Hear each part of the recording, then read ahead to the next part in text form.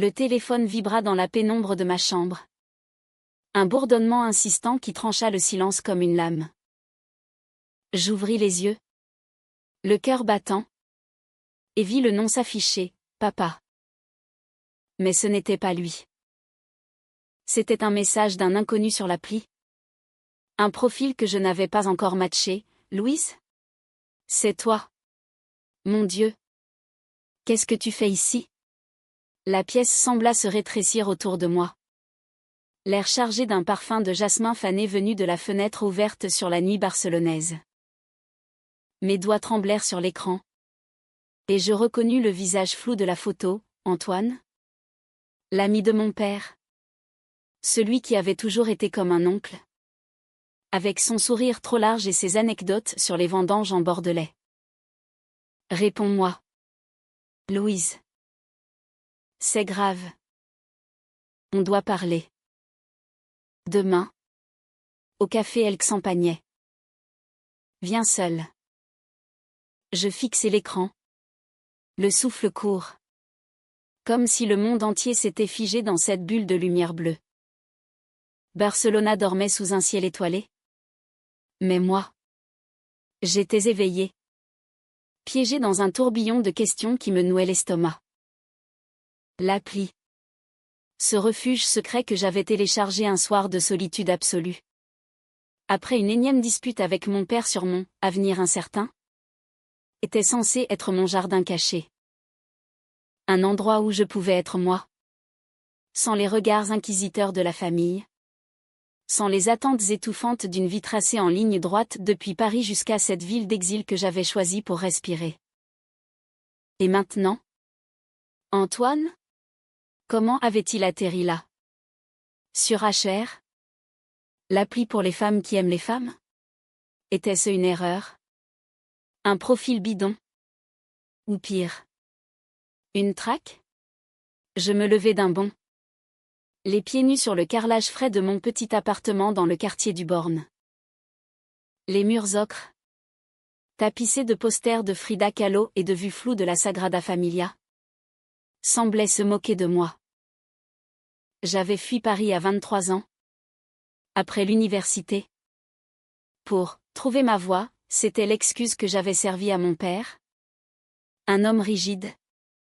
Professeur d'histoire à la Sorbonne. Veuve depuis que maman était partie trop tôt. Emporté par un cancer qui avait rongé notre joie comme un feu lent. Mais la vérité, c'était que je fuyais moi-même, cette attirance pour les courbes féminines qui me hantait depuis l'adolescence. Ces rêves où des mains douces effleuraient ma peau au lieu des étreintes maladroites des garçons que j'avais essayé pour me convaincre. Ici. En Espagne. Avec ses ruelles labyrinthiques et ses nuits qui sentent le sel et la liberté. J'avais cru pouvoir renaître. Pourtant, ce message d'Antoine effaçait tout. Il était l'ami fidèle de papa. Celui qui venait dîner tous les étés à la maison de campagne en Provence. Racontant des histoires de ses voyages en Andalousie avec une gouaille française qui masquait une tristesse profonde, sa femme l'avait quitté des années plus tôt. Sans enfant pour le retenir. Je l'avais toujours vu comme un allié. Presque un confident. Lors de mes rares visites à Paris. Et maintenant? Il me surprenait sur une appli lesbienne? Mon pouce accéléra. Était-il gay lui aussi? En quête discrète? Ou pire? Envoyait-il ça pour papa? Pour me sauver? Je n'arrivais pas à dormir. À l'aube? Alors que le soleil timide caressait les toits de tuiles rouges. Je me traînais jusqu'à la cuisine. Un café noir? Amer comme mes pensées? Et je scrollais frénétiquement l'appli. Supprimant mon profil en urgence. Mais le mal était fait. Le rendez-vous au El Xampagnet me trottait dans la tête, ce vieux bar à cava dans le quartier gothique. Avec ses tonneaux centenaires et son brouhaha de locaux qui semblaient ignorer le poids des secrets. La matinée passa dans un flou. J'étais graphiste freelance. Travaillant sur des affiches pour des festivals de flamenco. Et ce jour-là, mes esquisses de danseuse tourbillonnante restèrent inachevées. À midi. Je capitulai. Vêtue d'une robe légère en coton blanc, les cheveux attachés en un chignon désordonné, je marchai vers le bar, le cœur serré comme un accordéon. Les rues de Barcelona vibraient, un guitariste busquait calample. Une odeur de paella flottait depuis une terrasse. Mais pour moi, tout était gris. Antoine était déjà là. Assis à une table en bois patiné. Un verre de cava devant lui. À 50 ans passés, il avait l'air plus usé que dans mes souvenirs, cheveux poivre et sel. Yeux bruns fatigués. Une chemise en lin froissé qui trahissait une nuit blanche. Il se leva en me voyant. Son visage se crispant en un mélange de soulagement et de culpabilité. « Louise, murmura-t-il. » La voix rauque. Il m'attira dans une étreinte maladroite, sentant le tabac et l'après-rasage boisé. « Assieds-toi. S'il te plaît. » Je m'exécutai, les mains tremblantes sur le bord de la table. « Qu'est-ce que c'est que ça? Antoine? Comment? » Il soupira, passant une main sur son front moite. « C'est une longue histoire. Et elle commence par une erreur. La mienne. » Il commanda un autre cava pour moi. Et pendant que le serveur s'éloignait, il planta ses yeux dans les miens. « Je ne suis pas comme toi. Mais j'ai créé un profil bidon il y a des mois. Pour une amie. Une amie qui traverse la même chose que toi. En fait. Gabrielle. Elle est terrifiée. Louise. Elle vit dans l'ombre. À Madrid. Et elle m'a demandé de l'aider à tester les eaux. Je swipe à sa place. Je discute vaguement. Pour lui montrer que le monde n'est pas si hostile. Hier soir. J'ai vu ton profil. Ton sourire. Tes yeux c'était toi. La petite Louise de Paris. J'ai paniqué. Je sentis une vague de chaleur monter à mes joues. Gabrielle. Le nom résonna comme une note de guitare flamenco. Lointaine et envoûtante. Et alors? Pourquoi me contacter? Pour me sermonner? Pour le dire à papa? Il secoua la tête vigoureusement. Non. Jamais. Ton père il t'aime. Louise. Même s'il est aveugle à certaines choses. Mais moi. Je sais. J'ai vu comment tu regardais les filles à la maison. Ces étés-là. Et j'ai promis à Gabrielle de veiller sur elle. Mais toi, il hésita. Son regard s'adoucissant. Ce que tu fais a tout changé. Pour moi. Pour elle. Elle est en ville pour un congrès d'architecture. Je lui ai parlé de toi. Elle veut te rencontrer. Mon cœur manqua un battement. Une rencontre? Avec une inconnue? Via un profil fantôme? C'était absurde. Dangereux. Pourtant, une étincelle s'alluma en moi, chassant l'angoisse. Pourquoi moi? Antoine sourit faiblement. Un sourire teinté de mélancolie. Parce que tu es forte, Louise. Et belle. Et parce que, parfois, le destin swipe pour nous. Nous parlâmes pendant des heures, le cava coulant comme un fleuve de confidences. Il me raconta Gabrielle, 28 ans, architecte talentueuse spécialisée dans la restauration de bâtiments modernistes, originaire de Toulouse mais installée à Madrid depuis 5 ans. Elle avait fui une famille conservatrice, un mariage arrangé qui n'avait jamais eu lieu, et une société qui étouffait ses désirs. Elle est comme un vitrail. Louise, éclatante, mais fragile. Les ombres la poursuivent. À la fin de l'après-midi. Alors que le soleil déclinait en teintes orangées sur les flèches gothiques, Antoine glissa un bout de papier dans ma main. Un numéro de téléphone. Appelle-la. Ou pas. Mais sache que ce que j'ai vu sur cette appli, ce n'était pas une surprise. C'était une révélation. Je rentrais chez moi à pied, le papier brûlant dans ma poche. La nuit tombait sur Barcelona.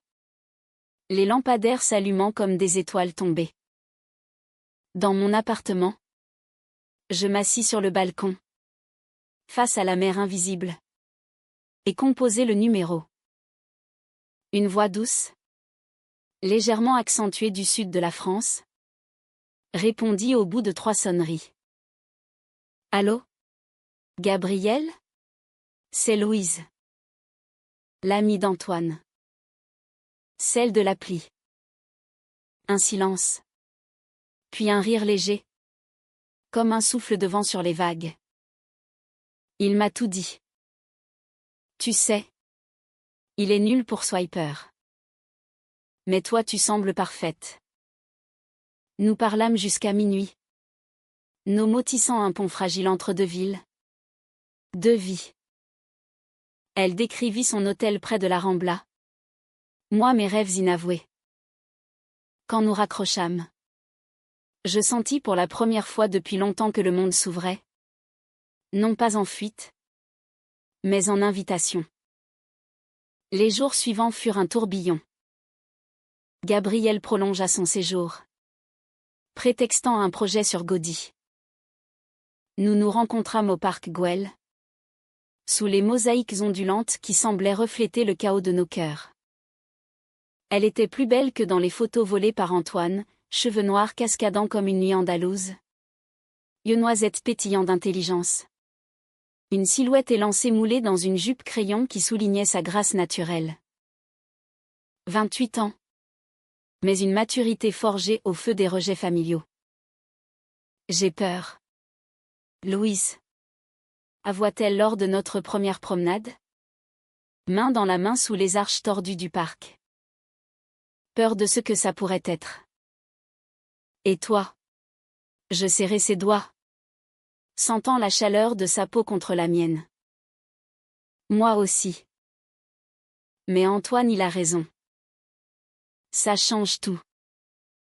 Notre romance s'épanouit comme une vigne en plein soleil, dîner aux chandelles dans des bodegas cachés. Où le vin rouge de Rioja nous déliait la langue, balade nocturne le long de la Barceloneta. Où les vagues chuchotaient nos secrets, et ces nuits où elle venait chez moi. Nos corps s'entremêlant dans une danse lente, empreinte de tendresse et de découverte. Gabrielle était une tempête douce, passionnée dans ses baisers, vulnérable dans ses silences. Elle me parlait de ses croquis d'immeubles gaudiens, de sa sœur qui l'avait reniée, de son rêve d'un amour qui ne se cache pas. Pourtant, l'ombre planait.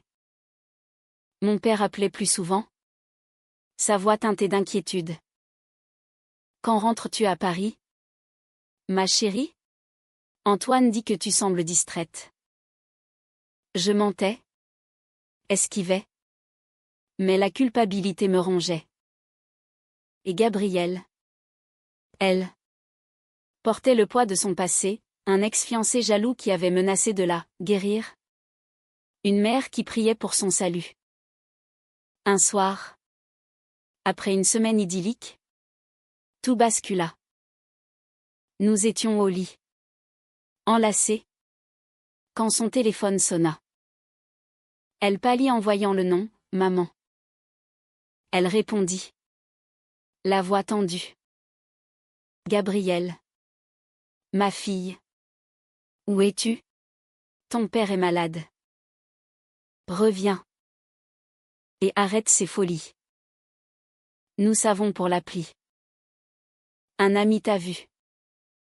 Le silence qui suivit fut assourdissant. Elle raccrocha.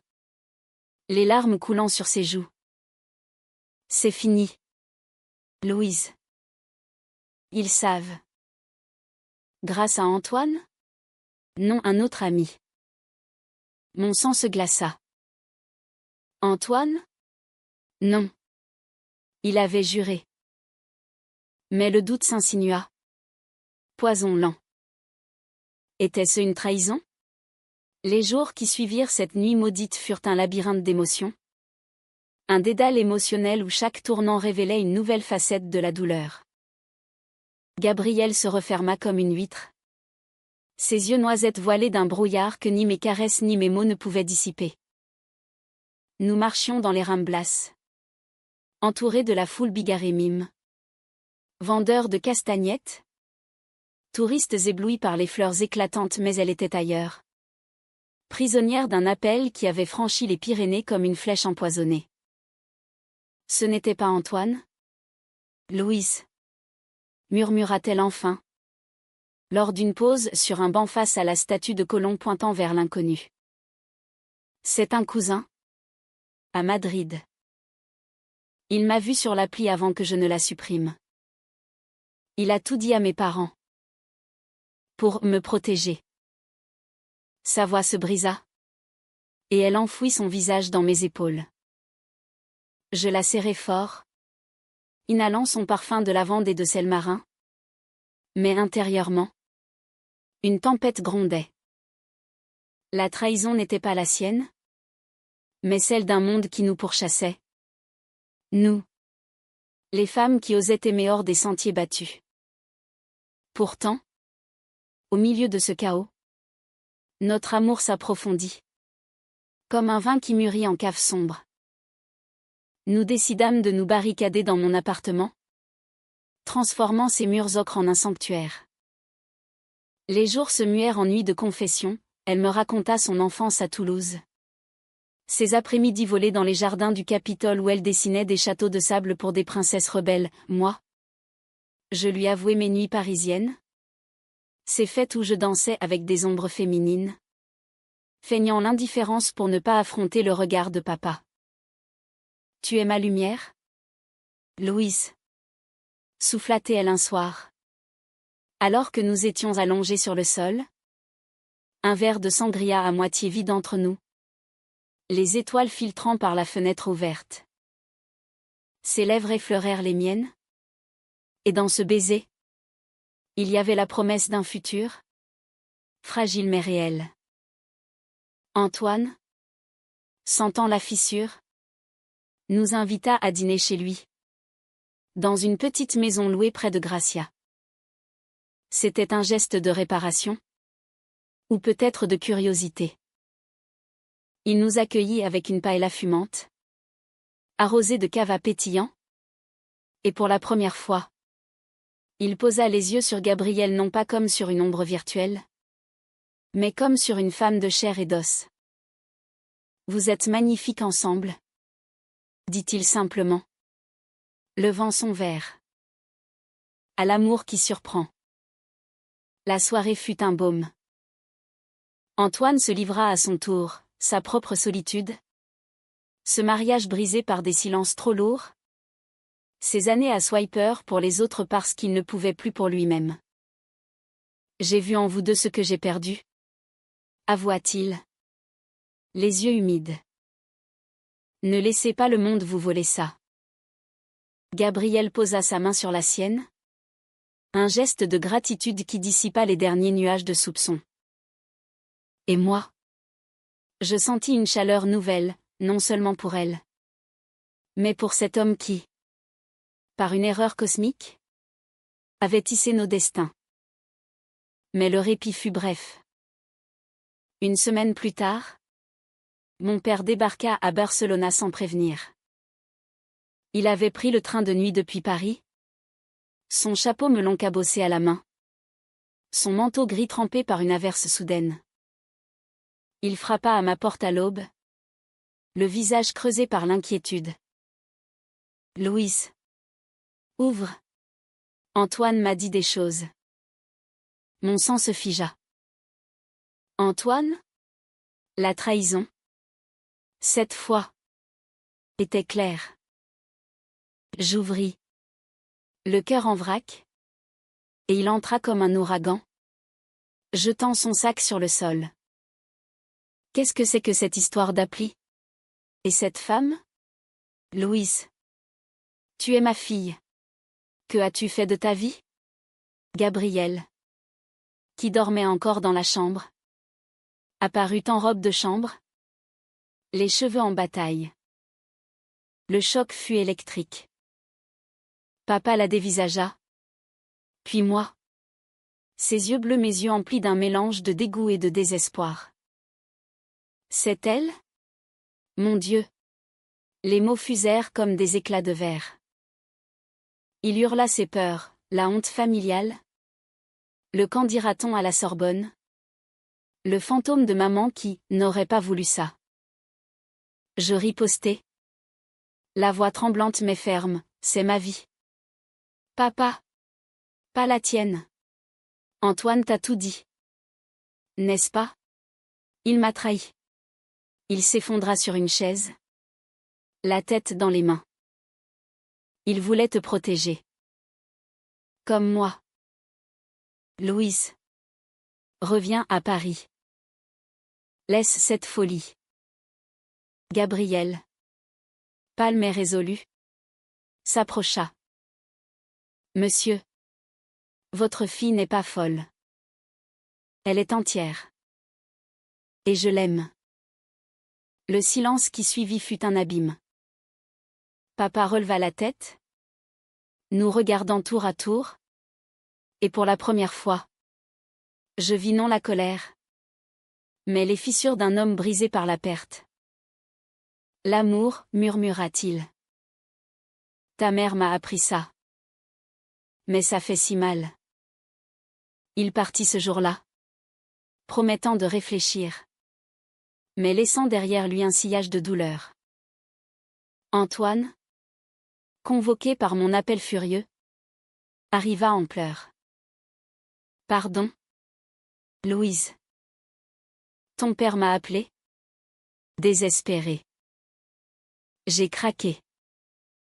Je pensais l'aider à te comprendre.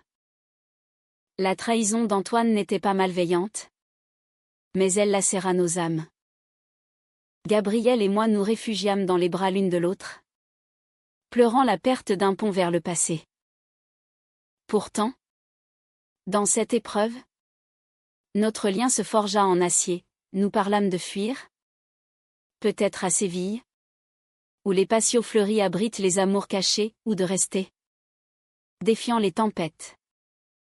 Le chaos trao survint lors d'une nuit orageuse. 2 semaines plus tard. La pluie martelait les vitres comme des regrets. Et Gabrielle reçut un message de sa mère, « Reviens, ou nous te renions pour de bon. » Oublie cette abomination. Elle s'effondra, sanglotant dans mes bras. Je ne peux pas. Louise.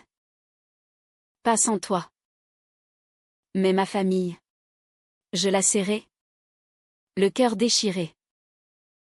Alors, choisissons-nous. Nous sortîmes dans la tempête, courant vers la plage de la Barceloneta, trempés jusqu'aux os. Les vagues rugissaient, miroir de notre tourmente intérieure. Là, sous la pluie battante, nous nous embrassâmes avec une fureur désespérée, nos corps se moulant l'un à l'autre comme pour défier les cieux. Je t'aime, hurla-t-elle par-dessus le tonnerre. Pour toujours. C'était le moment le plus cassé achetine de nos vies, non une fin, mais un serment scellé par les éléments. La trahison d'Antoine et la colère de nos familles nous avaient presque brisés. Mais elles nous avaient aussi révélé. Nu et vrai. Après cette nuit sur la plage, où la pluie avait lavé nos peurs comme un baptême païen, Gabrielle et moi entrâmes dans une phase de reconstruction fragile. Un édifice d'amour bâti pierre par pierre sur les ruines des trahisons. Barcelona. Avec ses contradictions, ses avenues haussmanniennes héritées des expositions universelles et ses ruelles médiévales imprégnées de sang gitan devint notre toile. Nous passions nos journées à errer dans le quartier de l'Exemple, main dans la main, ignorant les regards obliques des passants. Gabrielle, avec son carnet de croquis, esquissait les façades ondulantes des maisons de Gaudi. Tandis que je photographiais ses expressions, ce pli au coin de sa bouche quand elle rêvait. La lueur dans ses yeux noisettes quand elle me surprenait en train de l'observer. Mais les ombres persistaient. Les appels de ma famille se tarirent, remplacés par un silence assourdissant qui pesait plus lourd que les reproches. Papa n'écrivait plus Antoine. Rongé par la culpabilité, se fit discret, ne m'envoyant qu'un message laconique, « Pardonne-moi. Je pars pour Paris. Prends soin d'elle. » Quant à Gabrielle, sa mère bombarda son téléphone de messages bibliques, des versets sur le péché et la rédemption qui laissaient des marques invisibles sur son âme. Ils me haïssent. Louise, confiait-elle lors de nos soirées sur le balcon. Un bol de gazpacho entre les mains. Les lumières de la ville scintillant comme des promesses brisées. Mais toi tu es ma famille maintenant. Pourtant, l'amour, ce feu romantique qui nous consumait, n'était pas exempt de ses propres conflits. Gabrielle portait en elle une ambivalence profonde, un tiraillement entre son héritage catholique toulousain et la liberté qu'elle goûtait enfin. Un soir, après une projection de « Carole » au cinéma Verdi, ce film qui nous avait tant touchés, avec ses regards volés dans les rues enneigées de New York, elle se tourna vers moi dans la pénombre de la salle. Et si on se trompait? Et si c'était juste une rébellion? Ces mots me transpercèrent comme une lame fine, aiguisée par la peur. Nous rentrâmes en silence, le métro brinque-ballant, nos corps serrés l'un contre l'autre. Chez moi, l'orage éclata à nouveau. Non pas céleste, mais intérieur. Comment peux-tu dire ça? Gabrielle? Lancai-je, la voix chevrotante. Après tout ce qu'on a traversé? Les trahisons. Les familles, c'est nous contre le monde. Elle pleura, ses épaules secouées. Je sais. Je sais. Mais j'ai peur de te blesser. De nous blesser. Mon ex, il disait que j'étais brisée. Incapable d'aimer vraiment. Et si c'était vrai? Je la pris dans mes bras. Nos larmes se mêlant sur l'oreiller. Cette nuit-là, nous fîmes l'amour avec une urgence nouvelle. Nos corps explorant les contours de l'incertitude, transformant la vulnérabilité en extase. Au petit matin, enlacée dans les draps froissés, elle murmura, « Pardon. Tu es ma vérité. Louise. Ma seule. » Ces moments de doute renforcèrent notre lien, le rendant plus humain, plus palpable. Nous décidâmes de voyager pour sceller notre engagement. Un week-end à Sitges. Cette ville côtière arc-en-ciel où les festivals LGBT attirent les âmes libres du monde entier. Là, sous le soleil impitoyable de la Méditerranée, nous marchâmes sur la plage de sable fin, nos pieds nus laissant des empreintes éphémères. Gabrielle portait une robe légère, fluide comme les vagues. Et pour la première fois, elle rit sans retenue, sa tête jetée en arrière, exposant la courbe gracieuse de son cou. « Regarde-nous, » dit-elle, pointant l'horizon où la mer embrassait le ciel. Deux femmes. Entières. Dans un monde qui nous tolère à peine. C'est un miracle. Ce voyage fut ponctué de tendresse, un pique-nique de tapas sur la plage, où nous nous nourrîmes mutuellement d'olives et de fromage manchego, une danse lente dans un bar gai. Nos hanches se balançant au rythme d'une salsa languide, et ses confessions chuchotées au clair de lune. Où elle m'avoua son rêve d'ouvrir un cabinet d'architecture à Barcelona. Spécialisé dans des espaces inclusifs, des maisons où l'amour, quel qu'il soit, pourrait s'épanouir sans chaîne. Mais le destin, ce farceur cruel, nous réservait un nouveau coup. À notre retour, un colis attendait chez moi, une lettre de papa, accompagnée d'une photo jaunie de maman et moi. Petite. Sur la plage de Deauville. Les mots étaient maladroits. Tracés d'une main tremblante, ma fille. J'ai lu des livres. J'ai parlé à un prêtre. À des amis. Je ne comprends pas tout. Mais je t'aime. Reviens pour Noël. Amène-la. Si tu veux. Antoine regrette. Profondément. Les larmes coulèrent. Un mélange de joie et de deuil pour l'homme qu'il avait été. Gabriel lut la lettre par-dessus mon épaule. Ses yeux s'embuant. C'est un début. Louise. Un pas vers la lumière. Pourtant, la réconciliation n'était pas sans prix. Antoine revint en ville, demandant une rencontre. Nous acceptâmes. Dans le même Aix-en-Pamiers où tout avait commencé. Il était changé, plus maigre. Les traits tirés. Mais ses yeux brillaient d'une humilité nouvelle. J'ai tout gâché. Admit-il. Commandant une tournée de cava. En voulant bien faire. J'ai trahi votre confiance. Mais voir votre amour ça m'a guéri. D'une certaine façon. J'ai recommencé à vivre. Pour moi. Un profil vrai. Cette fois. Nous rîmes. Un rire libérateur. Et la soirée se transforma en veillée d'âme blessée. Antoine nous parla de sa propre quête. D'un homme rencontré à Paris. D'une vie qui s'ouvrait enfin. Vous m'avez sauvé. Les filles. Dit-il. Levant son verre. À la surprise qui change tout. Ce pardon fut cathartique. Un baume sur les plaies de la trahison. Pourtant, le vrai Cao se profilait. Tapi dans l'ombre comme un chat andalou. Gabriel reçut une offre professionnelle, un poste prestigieux à Paris. Pour restaurer un hôtel particulier haussmannien. C'est mon rêve. Louise. Confia-t-elle. Les yeux brillants. Mais toi. Barcelona? Le conflit interne l'arrangeait. Rester signifiait renoncer à une ascension fulgurante, partir risquait de nous séparer. Nos nuits devinrent des champs de bataille, arguments passionnés où l'amour se heurtait à l'ambition. Pleurs où la peur de la perte nous étreignait. Choisis-moi, plaidai-je un soir. Dans la cuisine. Les mains couvertes de farine d'un pain raté. Ou nous? Elle secoua la tête. Déchirée.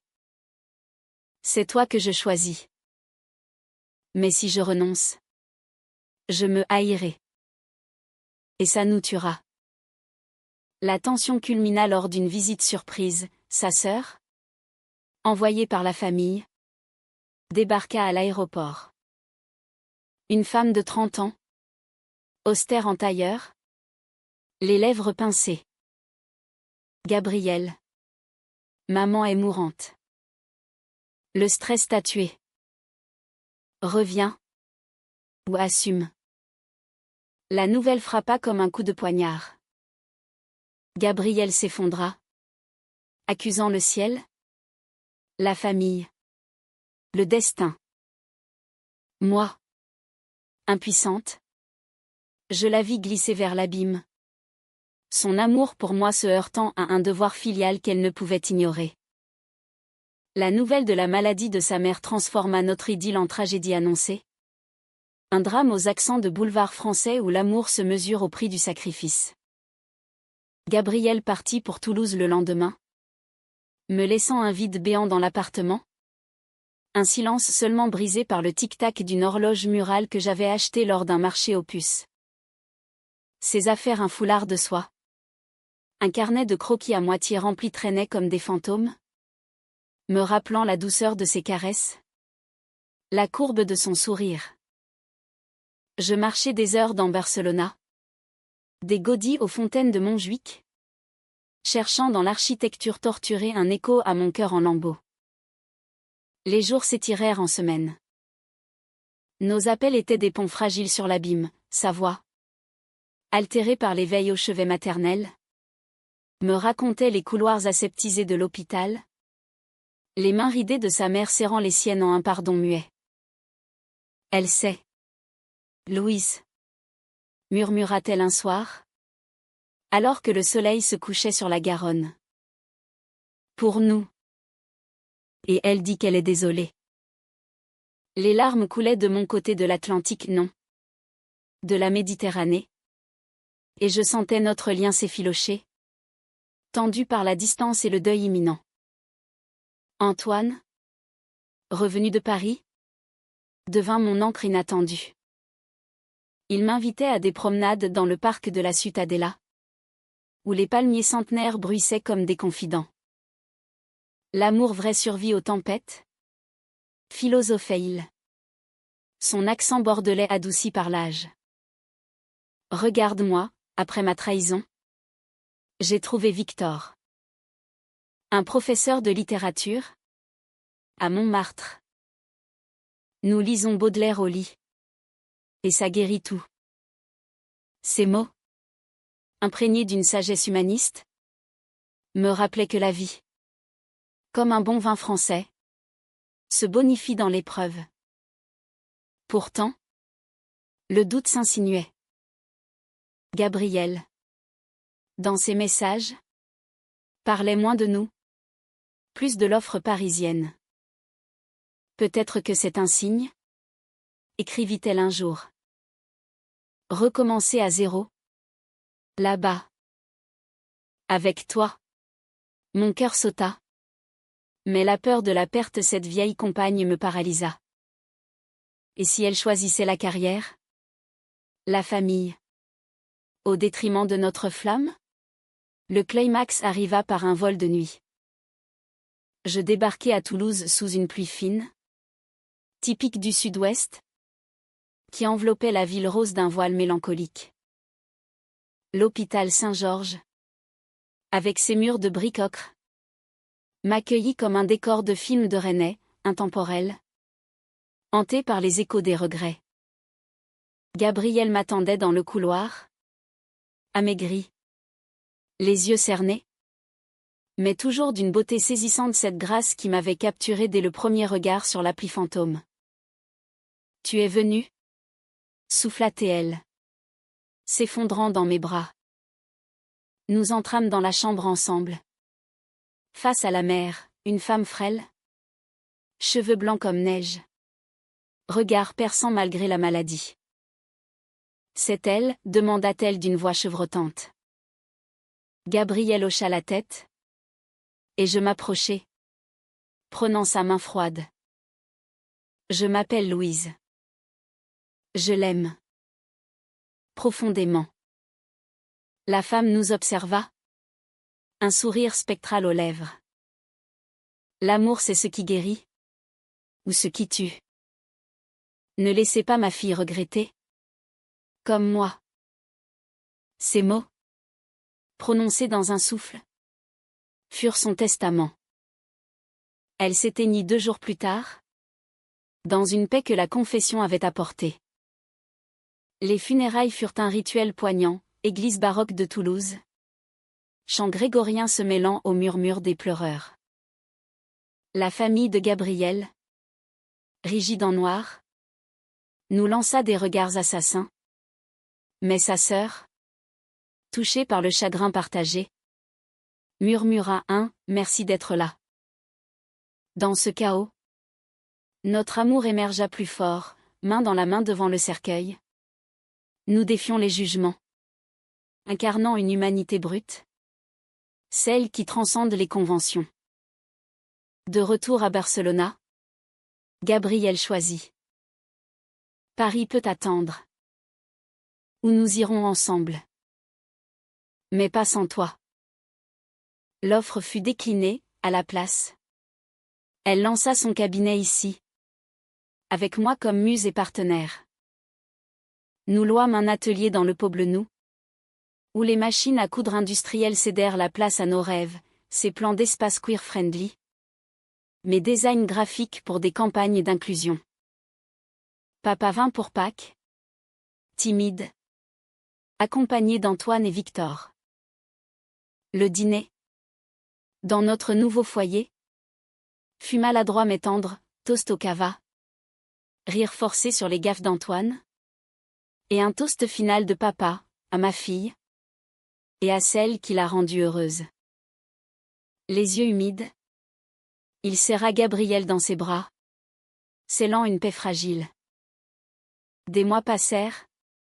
Et notre histoire s'inscrivit dans le tissu de Barcelona, un coming-out public lors d'une Pride flamboyante. Où nous dansâmes sous les confettis arc-en-ciel, des voyages en Provence. Où Antoine nous initia aux vendanges. Main noire de raisin. Cœur gonflé de joie. La trahison initiale devint légende.